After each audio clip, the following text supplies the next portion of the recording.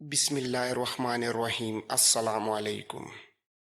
اسی لیے اس نے دونوں طاقتوں کی باہمی کشمکش اور جنگ میں خود کوئی حصہ نہ لیا اور دور بیٹھ کر صرف نتیجے کا منتظر رہا۔ حالانکہ اگر جنگی نقطہ نظر سے دیکھا جائے تو اس موقع پر زیادہ دانشمندی یہ تھی کہ وہ آسین کے حکمرانوں سے اتحاد کرتا اور دونوں مل کر ایلام پر حملہ آور ہوتے۔ اگر وہ اس اتحاد کے ذریعے ایلامیوں کو مکمل طور پر نیست و نابود نہ بھی کر پاتے تو کم از کم ایلام کے قبضے سے اپنے تمام مفتوحہ علاقے واپس لینے میں ضرور کامیاب ہو جاتے۔ لیکن افسوس کہ سن مبلد نے یہ موقع گوا دیا اور جب ایلام کی طاقتور سلطنت نے آسین پر مکمل طور پر قبضہ کر لیا تب حمورابی کا باپ سن مبلد گہری نیند سے چونکا۔ اب وہ اچھی طرح جان گیا تھا کہ ایلامیوں نے ان کے چاروں طرف موجود تمام بڑے شہروں پر اپنا تسلط جما لیا ہے اور اب وہ اگلا قدم ہر صورت بابل کی طرف ہی بڑھائیں گے تاکہ ان کی حکومت کا نام و نشان مٹا کر رکھ دیں۔ دوسری طرف ایلام کے بادشاہ رمسن کی مسلسل فتوحات نے اس کے حوصلوں کو آسمان پر پہنچا دیا تھا۔ تاریخ گواہ ہے کہ جب ایک مرتبہ فتح اور اقتدار کا خون کسی حکمران کے منہ کو لگ جائے تو اس کے بعد اس کے لیے ایک جگہ قناعت کر کے چین سے بیٹھ جانا بالکل محال اور ناممکن ہو جاتا ہے، اور یہی بابل کی تباہی کا پیش خیمہ بننے والا تھا۔ یہاں تک کہنے کے بعد پروہت کچھ دیر کے لیے رکا اور سانس لے کر سکندر کو دوبارہ کہنے لگا، اے بادشاہ ایلام کے اس مغرور حکمران رمسن نے ان فتوحات کے بعد بابل کو ترنے والا سمجھ لیا تھا، لیکن تاریخ نے تب پلٹا کھایا جب بابل کے تخت پر سن مبلد کے بعد اس کا بیٹا حمورابی متمکن ہوا۔ حمورابی نے اقتدار سنبھالتے ہی سب سے پہلے اپنی رعایا کی حالت بدلنے پر توجہ دی اور ملک میں زراعت اور کھیتی باڑی کو بے پناہ ترقی دی۔ جب اس نے دیکھا کہ اب کوئی قریبی طاقت اس کا مقابلہ کرنے کی جرت نہیں کر سکتی اور بابل اندرونی طور پر مستحکم ہو چکا ہے تو اس نے گرد و نواح کی ظالم ریاستوں کا رخ کیا۔ اس وقت تک ایلام کی حکومت بابل کے مقابلے میں کمزور ہو چکی تھی، اس لیے سب سے پہلے حمورابی نے ایلامیوں کا ہی رخ کیا، کیونکہ ایلامیوں نے ہی ماضی میں ان کے علاقوں پر حملہ آور ہو کر اس جنگ کی بنیاد ڈالی تھی۔ چنانچہ حمورابی ایک جرار لشکر کے ساتھ ایلامیوں پر بجلی بن کر گرا۔ اس نے سب سے پہلے لارسا شہر پر حملہ کر کے اسے ان کے ناجائز قبضے سے واپس لیا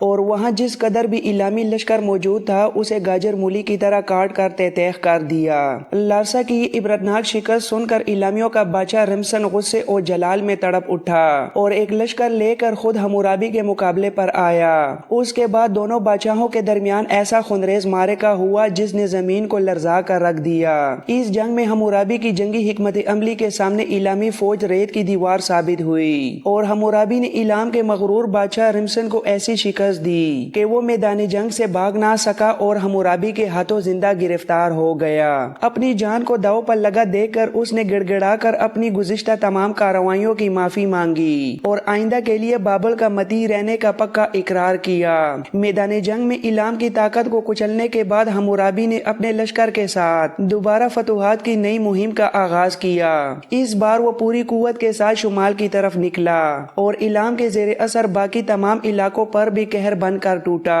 ان تمام حصوں کو فتح کر کے اس نے بابل کی سلطنت میں شامل کر لیا۔ اس طرح حمورابی کی یہ عظیم الشان سلطنت شمال میں شام کے علاقوں سے لے کر جنوب میں کھلے سمندر تک پھیل چکی تھی۔ یہاں تک کہنے کے بعد بابل کا بوڑھا پروہت ایک بار پھر رکا اور عقیدت کے تاثرات کے ساتھ دوبارہ سکندر کو کہنے لگا، اے بادشاہ، یہ ہرگز مت خیال کرنا کہ حمورابی صرف جنگ کرنا، خون بہانا اور اپنے دشمنوں کو شکست دینا ہی جانتا تھا۔ اگر وہ اپنے زمانے کا سب سے بڑا فاتح اور بے مثل سالار تھا تو وہ اتنا ہی بڑا بیدار مغز، بہترین منتظم اور ایک عظیم قانون ساز بھی تھا۔ اپنی رعایا کی فلاح و بہبود کے لیے اس نے ایسا بے نظیر قانون وضع کیا جس کی بدولت اس کی سلطنت کے ایک کونے سے لے کر دوسرے تک مثالی امن و امان کا بول بالا ہو گیا، جہاں کوئی طاقتور کسی کمزور پر ظلم نہیں کر سکتا تھا۔ پروہت کی یہ گفتگو سن کر سکندر کی آنکھوں میں تجسس کی چمک ابھری اور جب پروہت خاموش ہوا تو بڑے اشتیاق بھرے انداز میں اس کی طرف دیکھتے ہوئے کہنے لگا، کیا تم حمورابی کے اس عظیم قانون کے متعلق کچھ روشنی ڈال ڈالو گے تاکہ مجھے بھی ایک حکمران کی حیثیت سے اس سے متعلق رہنمائی مل سکے اور میں جان سکوں کہ سلطنت صرف تلوار سے نہیں بلکہ انصاف سے کیسے چلائی جاتی ہے۔ اس پر بابل کا وہ پروہت مؤدبانہ انداز میں سر جھکا کر کہنے لگا، عالیجا یہ ایک انتہائی طویل اور گہرا معاملہ ہے۔ حمورابی نے جو بے مثل قانون اپنی رعایا کے لیے وضع کیا تھا اور اس قانون سے متعلق جو تفصیلی تحریر اس نے خود اپنے ہاتھوں قلم بند کروائی تھی وہ بابل کے سب سے بڑے دیوتا مردوک کے مندر کی سنگ مرمر کی دیواروں پر ہمیشہ کے لیے محفوظ کر دی گئی ہے۔ اگر آپ تھوڑی سی زحمت گوارا فرمائیں تو میں خود اس مقام تک آپ کی رہنمائی کرنے کا شرف حاصل کر سکتا ہوں تاکہ آپ اپنی آنکھوں سے اس شاہکار کا مشاہدہ کر سکیں۔ پروہت کی بات سنتے ہی سکندر کے دل میں چھپا ہوا علم و حکمت کا شوق جاگ اٹھا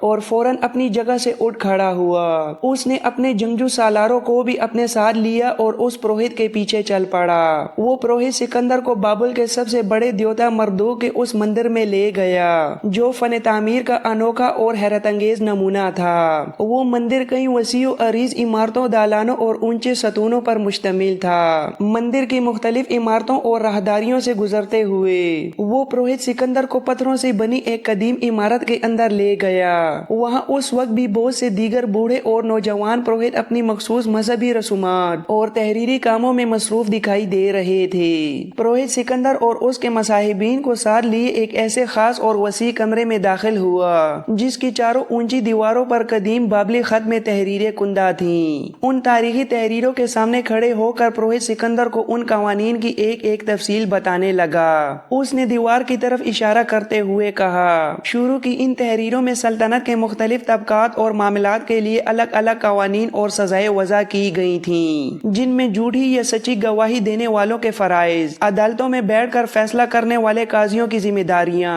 چوروں اور قزاقوں کو دی جانے والی سزائیں، گمشدہ مال کی برآمدگی اور اس کے مالکان کے حقوق، سرکش لونڈیوں اور مغرور غلاموں سے نمٹنے کے طریقے، ڈکیتی، سرعام لوٹ مار اور رات کے اندھیرے میں کی جانے والی نقب زنی کے احکامات درج تھے۔ اس کے علاوہ شاہی فوج کے ملازمین کے فرائض، زراعت اور زمینوں کی دیکھ بھال، قرض خواہوں اور مقروضوں کے معاملات، باغوں کی بٹائی اور فصلوں کی تقسیم، قرضے کی لین دین اور اس پر عائد ہونے والی شرح سود، بازاروں میں کم تولنے والے بے ایمان تاجروں کی سزائیں، تجارتی قرضے، بغیر سود کے دیے جانے والے قرض حسنہ کے اصول، شراب نوشی کی حد اور شراب فروشی کرنے والے خانوں کے قوانین، امانت میں خیانت کرنے والوں کا انجام، کسی کو حبس بے جا میں رکھنے کی ممانعت، غریبوں کا ناجائز استحصال روکنے، کسی حادثے یا غیر طبعی موت کی صورت میں تفتیش، غلے کے بڑے ذخیروں کو سنبھالنے، امانت داری کے اصولوں اور کسی پاک دامن پر ناجائز تہمت لگانے والوں کی سزا کا تفصیلی ذکر تھا۔ مزید آگے بڑھیں تو اس میں شادی کے طریقے،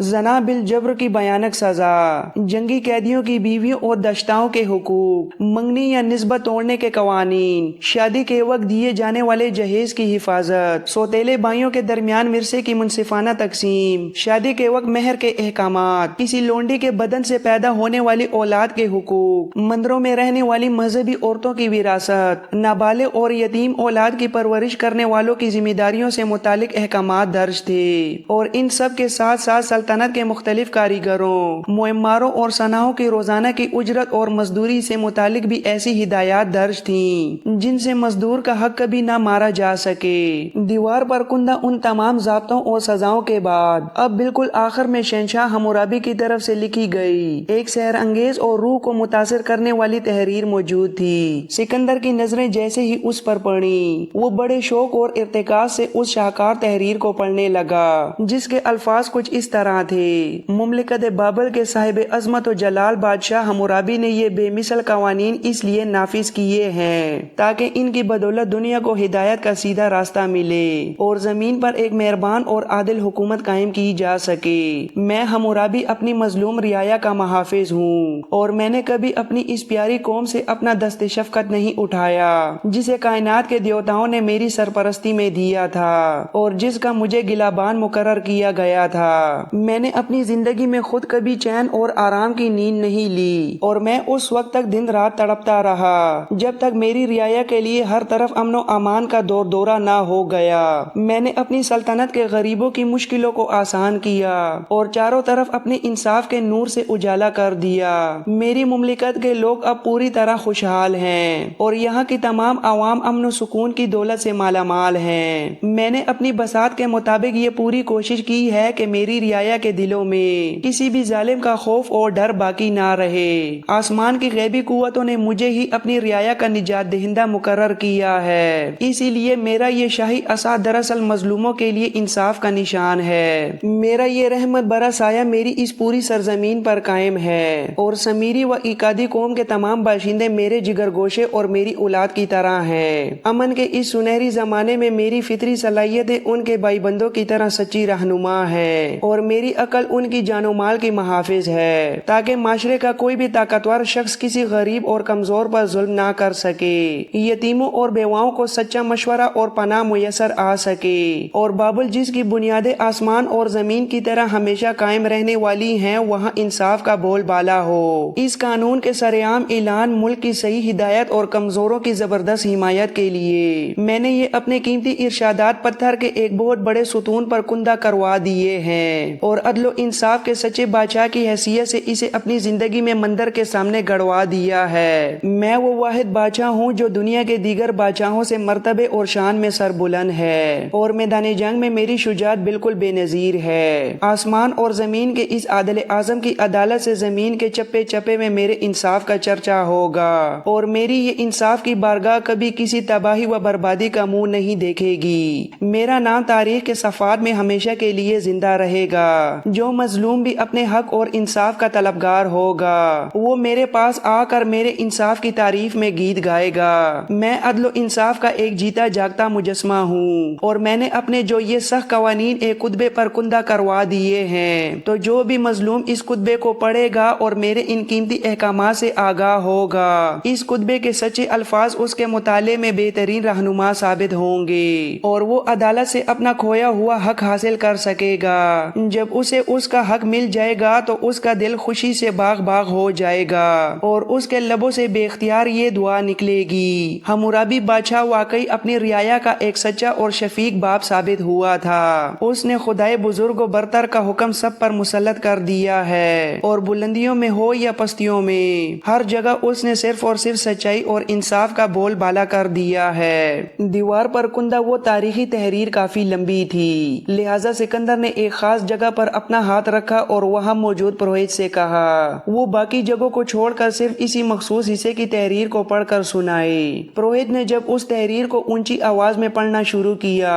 تو وہ الفاظ کچھ اس طرح سے گونج رہے تھے: میں شاہ عدل و انصاف حمورابی ہوں، میرا ہر ایک قول نپا تلا اور جچا تلا ہے اور میرا ہر عمل دنیا کے لیے لاسانی ہے، بلندی ہو یا پستی۔ میں ہی وہ بگولا ہوں جو اونچی چوٹیوں اور گہری کھائیوں پر یکساں چھایا ہوا ہے۔ اگر تاریخ میں آنے والا کوئی بھی شخص ان الفاظ اور اصولوں پر کاربند رہے گا جو میں نے پتھر کے اس ستون پر کندہ کرا دیے ہیں، وہ میرے بنائے ہوئے قانون سے روگردانی نہیں کرے گا، نہ میرے احکام بدلے گا اور نہ ہی میری ان یادگاروں کو مٹانے کی ناپاک کوشش کرے گا، تو آسمان کے خداؤں سے میری یہ دلی دعا ہے کہ وہ اس شخص کی حکومت کو بھی میرے جتنا ہی طویل اور وسیع کر دے، وہ بھی اپنی رعایا کی ہمیشہ انصاف اور سچائی سے رہنمائی کر سکے۔ لیکن اگر کسی بدبخت نے میرے ان الفاظ پر توجہ نہ دی جو میں نے اس خطبے پر لکھوائے ہیں اور نہ ہی اس نے میری اس بد دعا کی کوئی پرواہ کی، نہ وہ خدا کی لعنت سے ڈرا اور اس نے میرے نافذ کردہ قانون کو منسوخ کر دیا،